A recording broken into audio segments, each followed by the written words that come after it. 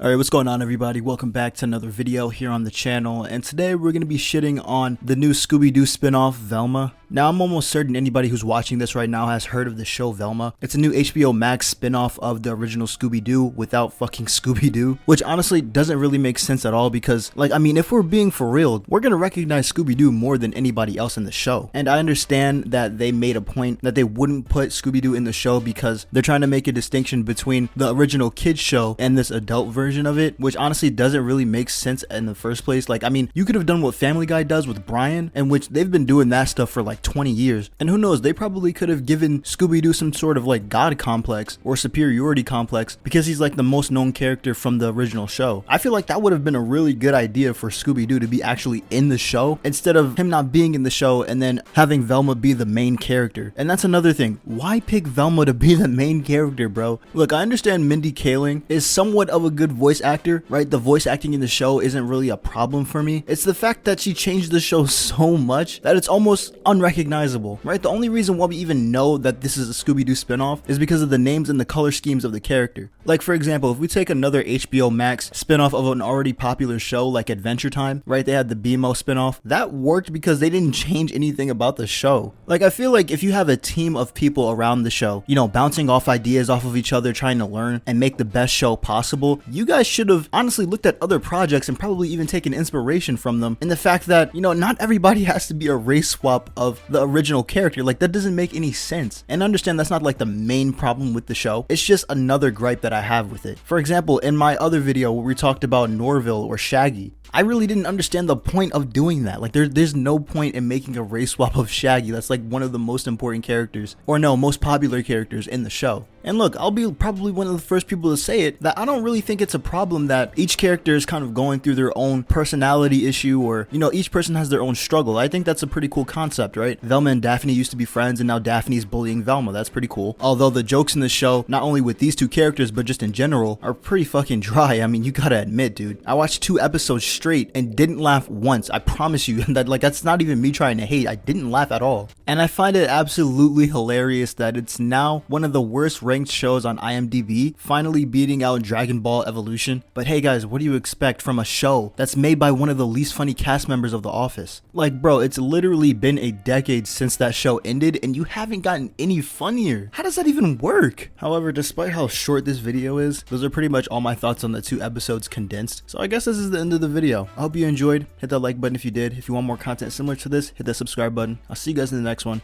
Sub up, stay safe, and peace.